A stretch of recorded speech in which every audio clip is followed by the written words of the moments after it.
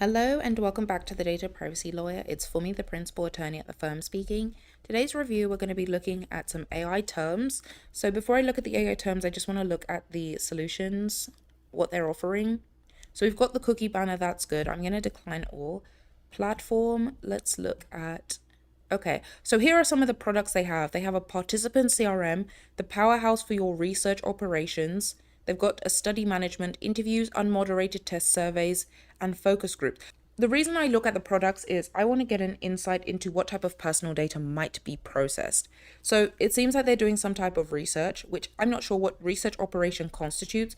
One of the things I always ask for on my intake form is for businesses to provide details on what their products collect in terms of personal data.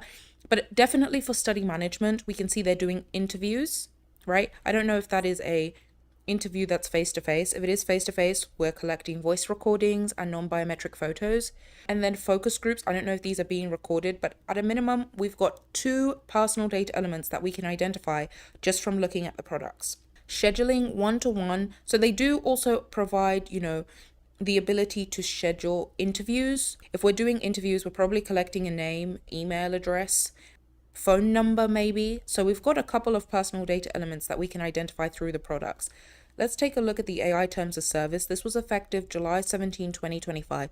So it's probably about 6 months old. And we've got the AI terms provided by Rally HQ Inc. I think this is really valuable. Something that I've seen in some of the reviews that I've done is some businesses operate under a also known as name, and they don't provide the legal entity that is registered in whichever state or country it is that they're providing the business. I think it's really important for businesses to be very cognizant of that. Make sure that you are using the official legal entity that you have signed up for in order to incorporate your business, because if a customer ever has any questions about the use of the product that you're offering, they need to be able to identify you by the legal entity as opposed to whatever you're also known as. The AI terms apply to your use of the AI features, capabilities, and functionalities provided by Rally as part of the Rally UXR platforms and services. By accessing or using our AI features, you agree to be bound by the AI terms, in addition to our general terms of service and privacy policy. You understand and acknowledge that the AI features are not mandatory or integrated by default. That's really good. I love that. This means that customers have the opportunity to opt into the AI if they want to, and it's not something that's mandatory. Now, I'm intrigued about whether or not the platform is influenced exclusively by AI and it affects the functionality of the platform, but that I guess that's something that the customer needs to be able to determine whether it's not a feature that they want to be used.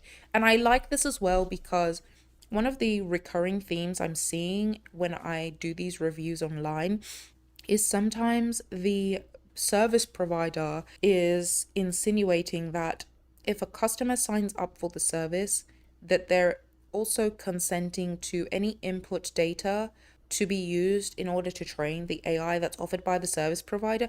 And I think it's something that customers should be more cautious about, particularly with the use of special categories of personal data, sensitive personal data, and then just, confidential information that could constitute personal data.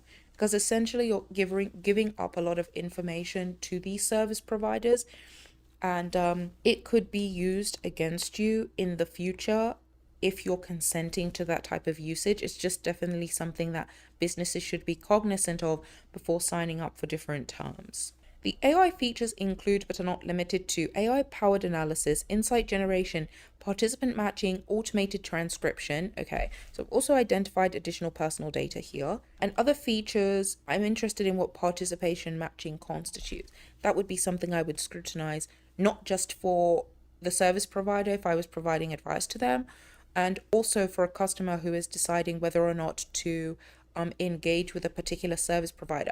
I also think it's really valuable for customers when they're doing their due diligence to review all these public facing documents. because you need to understand what it is you're signing up for. And as part of your privacy program, you should be doing due diligence on any service provider that you're engaging with. You shouldn't just be signing up for any service provider because I've talked about the definition of data controller and data processor. But essentially, if a service provider is providing you one of their services, they are providing you a service. They're operating on your instructions. You're still the data controller.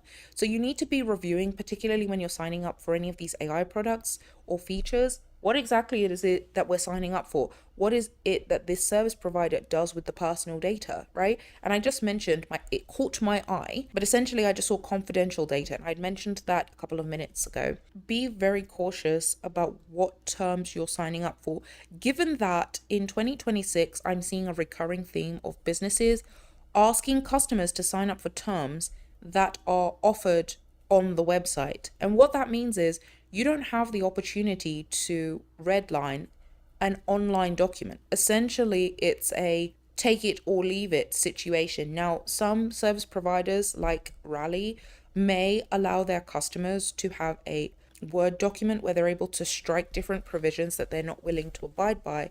But for the majority, the reason that they're offering it on their site is it's a take it or leave it service.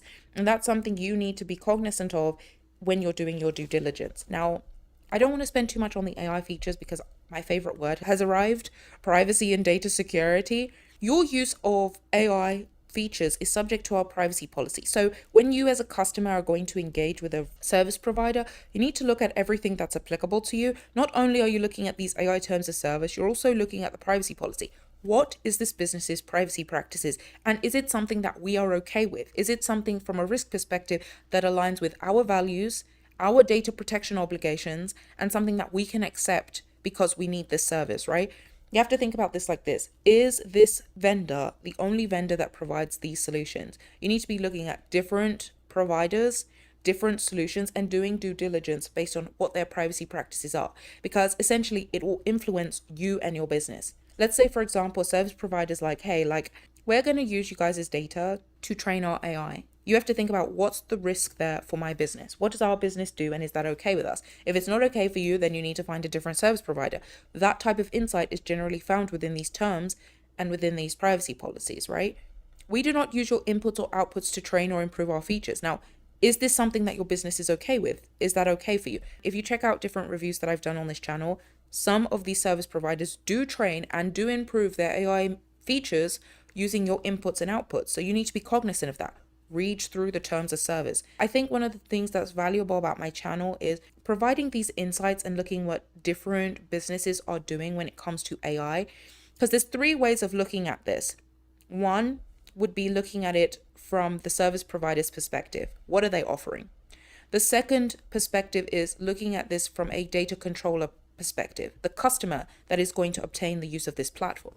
And then the third perspective is looking at this from obligations under the data protection laws, and do they mesh with what's being provided by the service provider and what is being offered to the customer.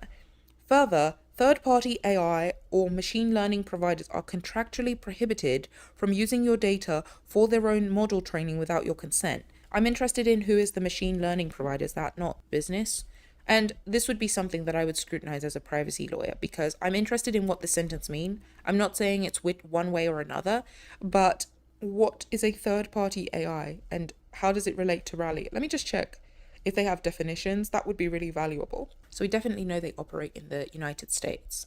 So I think one thing that would be valuable for these terms, and I don't know if it exists in another document that this business provides to its customers, but definitions would be really valuable so that it's clear. And that would be something that I would scrutinize for a client if this was presented to me, because it's not clear who a third-party AI or machine learning provider is as it pertains to this agreement. We implement appropriate technical and organizational measures to protect your data process through AI features, okay? Inputs including personal data. You must not submit any input to the Rally platform and services that contains personal data unless you comply with all applicable data protection law, including providing privacy notices and obtaining consent where required. I think this is a very, very, very valuable sentence to add to terms, because I've talked about severally on my channel, data brokers, web scraping. These are different activities where what happens is a lot of organizations, depending on geography, but it's becoming more and more common for businesses to scrape the web or to engage with an organization also known as a data broker to provide them insights that are valuable to their business that are publicly available on the internet. Now, I'll give you an example. When I signed up for Facebook as a user, there are very sophisticated technologies that can obtain my information and provide it to businesses that want to market to me. Now, I like plants. I love plants. I always buy plants in my house, right? Let's say, for example, there's a business that sells plants. They may engage a data broker and say, hey, I want you to look on the publicly available web, and I want you to look at women that like plants. So what will happen is the data broker will go on the web, and they might find a picture that I've posted on Facebook about my like of plants. But my sharing of plant liking is for the purposes of one, educating whoever's watching this video, and then also maybe to share with my friends and family on Facebook that I like plants. I'm not sharing that with a business that sells plants. I'm sharing that for my friends and family and for people that watch my YouTube videos, right?